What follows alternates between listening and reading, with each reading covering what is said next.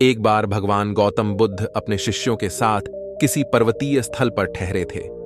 शाम के समय वह अपने एक शिष्य के साथ भ्रमण के लिए निकले।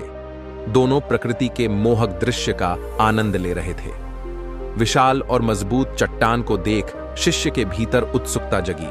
उसने पूछा, इन चट्टानों में तो किसी का शासन नहीं होगा, क्योंकि ये अटल, अविचल और कठोर हैं। शिष्य की बात सुनकर बुद्ध बोले कि नहीं, इन शक्तिशाली चट्टानों पर भी किसी का शासन है।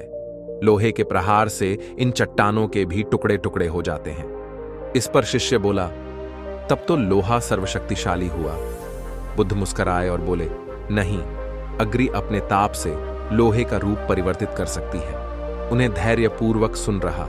शिष्य बोला, इसका मतलब अग्नि सबसे शक्तिवान है। बुद्ध ने फिर उसी भाव से उत्तर दिया, नहीं, जल अग्नि की उष्णता को शीतलता में परिवर्तित कर देता है तथा अग्नि को शांत कर देता है। शिष्य कुछ सोचने लग गया।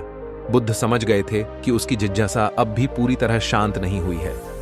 शिष्य ने फिर सवाल किया, आखिर जल पर किसका शासन है? भगवान बुद्ध ने उत्तर दिया, वायु का। वायु का वेग जल की दिशा को बदल देता है। शिष्य कुछ कहता, इससे पहले ही बुद्ध ने कहा कि अब तुम कहोगे पवन सबसे शक्तिशाली हुआ। नहीं, पवन सबसे शक्तिशाली नहीं है।